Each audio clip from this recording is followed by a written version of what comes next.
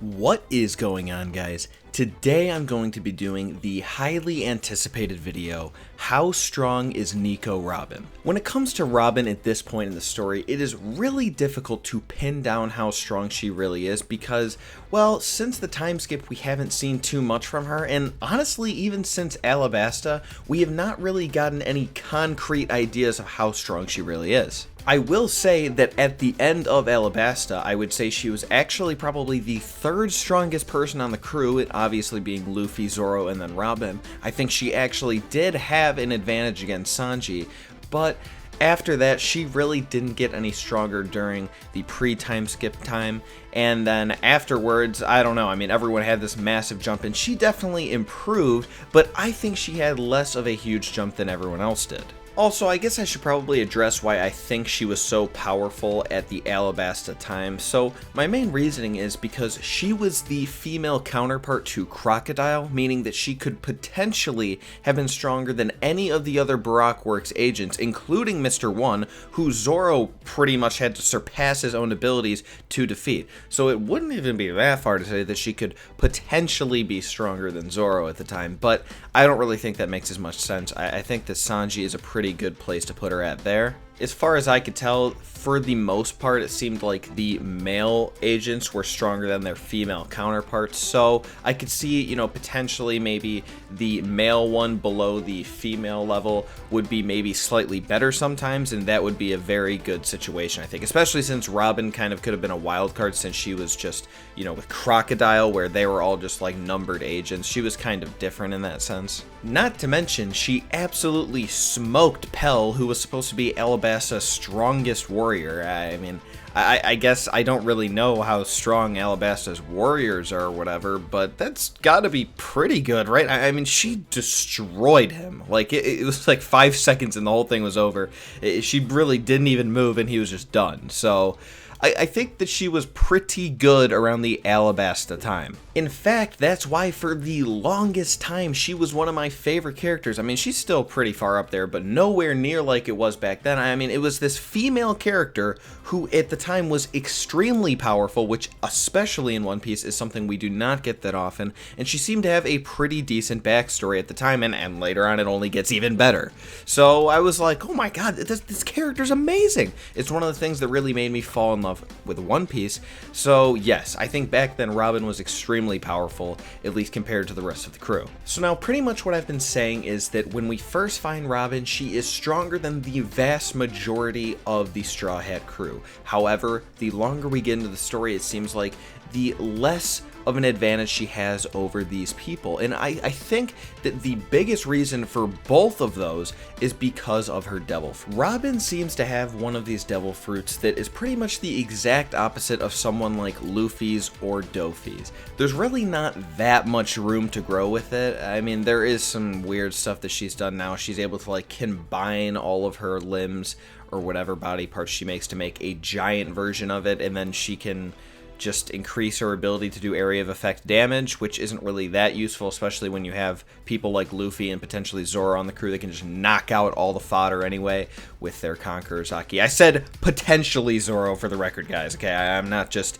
saying that he has Conqueror's Haki. But pretty much, I think this is a fruit that once you get, you really can just spend a short amount of time learning, understanding exactly how it works. I imagine you have to practice a little bit. When you eat a devil fruit, you can't just instantly do everything. And I think once you get the hang of it, it's pretty easy. Like, the strategies you're going to use are not that complex. You're not really, for the most part, going to be using an extension of your limbs on your own body. I mean, I guess you could, but why would you when you can just use the clutch technique that Robin uses, the thing that absolutely annihilates Pell? I mean, you can just make a shit ton of arms, pretty much. Let's be real, you're going to use arms. Just come out of someone's body, and then you can just get massive amounts of leverage on them. Completely destroy them. That ability of hers is so overpowered, there's no real reason to use anything else against an opponent unless for some reason she's just unable to do it. Like if maybe an opponent is so large that she can't really do anything about it. Although at this point in the story, it seems like she is getting to the point where she could just make larger versions of her limbs, so maybe it would still work anyway. I don't know. So then the question remains, and it really is the most important one we can ask when defining how powerful Robin really is how many people is this clutch ability effective against? Now, as the story has gone on, it seems that Robin has been able to use it against less and less people. Either that or she just is refusing to use it for some reason, and I cannot see why she would do that.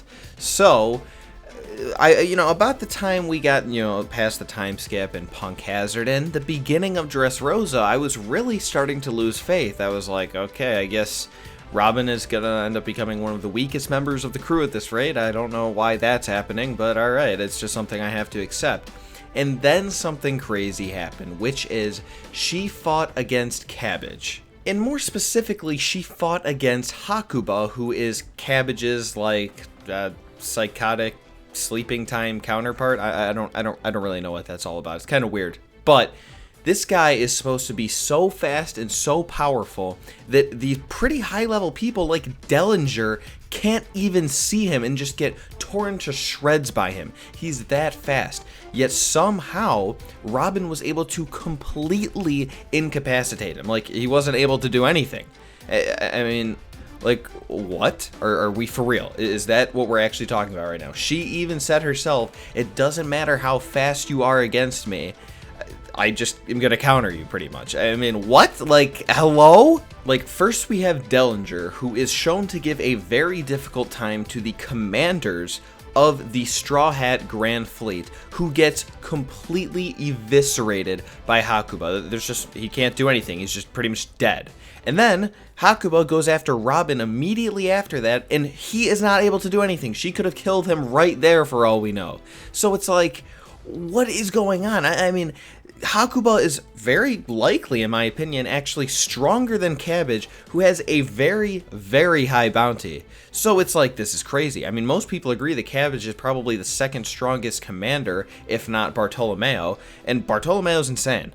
So, come on. And when you see that for the first time, you get some kind of hope, like, oh my god, maybe Robin's just been fucking around this whole time. Maybe she actually can use this ability on higher level opponents. However, very shortly after that scene, we are later getting to see her and Rebecca and Kyros facing off against Diamante, where, let's be real, I mean, it's pretty much Kyros versus Diamante, and Robin decides to go just full on support and I guess protect Rebecca, kind of. I mean, it was pretty lame the whole time she's standing there, and I'm just thinking, why is she not using her long-ranged, overpowered Devil Fruit ability on Diamante? Why is that not happening?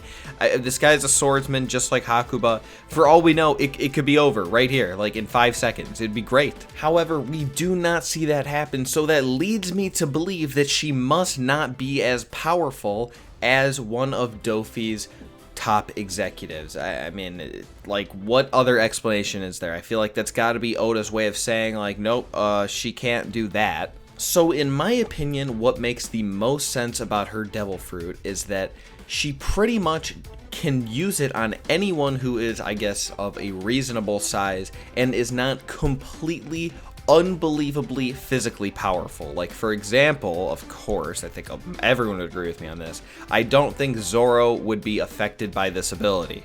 Like, do not get me wrong, I'm not stupid. I do understand that the entire point of that ability is it gives her such a ridiculous amount of leverage that it can just completely negate like 99% of someone's physical ability. However, when we are talking about One Piece and these higher level characters, we kind of have to remember how physically powerful they actually are. For example, on the way to Alabasta, Zoro was curling 8,000 pounds. That was on the way to Alabasta. That is in the first half of the pre-time skip era, and then we have the time skip, and Zoro just is on a completely different level at this point. I mean, what are we even talking about here? And sure, I mean, Zoro's a pretty extreme example, but it's not like, he would even be close to being able to be countered by this ability, in my opinion. Like, we gotta consider, Robin really, as far as we can tell, is just like a normal woman. Like, it's not like she's on the One Piece scale of physical strength. She seems to be just a normal dainty, dare I say, woman. So it's not like she has much physical strength in the first place. She has all the leverage, but when she's going up against like a super monster like Zoro or any high level people, I mean, take Luffy, Doffy, just using Dressrosa, Diamante, any of the top executives, like, she's probably not going to be able to use an ability like that. And now this does beg the question, how was she able to use it against Hakuba? Because he is, as far as we can tell, pretty powerful. I mean, again, how fast he was able to take down Dellinger, I think that's important.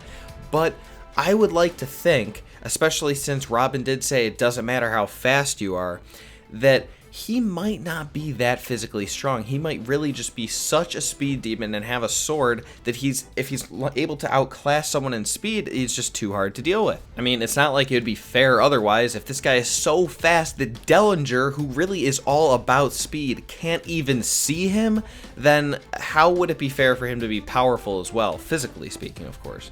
Because that would just be too much. I mean, he'd easily be stronger than Sanji since his biggest thing seems to be his speed at this point. He might even be able to compete with Zoro or something. It would just, it'd be too ridiculous. So I think it makes sense that maybe he's just super fast, and that is why Robin is able to deal with him. So that is pretty much my analytical breakdown of Robin's abilities and her power and how she could potentially be used in the story later. Hopefully we'll get more out of her, some more abilities, so that she's able to step up the level of people she's able to fight. I think at this point it's not like she's even really going to be able to take down a Yonko officer example being like Oven or Daifuku or something. That's the name that I've been using for them. You know, we have like commander then officer. I think that makes sense. I don't think that she could fight an officer at this point. It doesn't really make any sense if she can't even fight Diamante, because he's probably below that level as well. However, I still think she is pretty powerful, and anything right below that she would probably be able to deal with. If you enjoyed this video, remember to give it a thumbs up and subscribe if you haven't already. Remember to leave me a comment letting me know what you thought about this video. If you thought that I am considering her way too powerful, if that whole Hakuba thing was a complete plot hole, I don't think it was, but I mean, maybe there is some evidence supporting that. Maybe she is losing to opponents significantly weaker than him. I don't know. Let me see. I think it was a counter, by the way, so, you know, that's something to take into consideration. However, let me know what you think. I hope you guys have a great rest of your day, an excellent rest of your weekend, and I will talk to you soon. And, go Browns!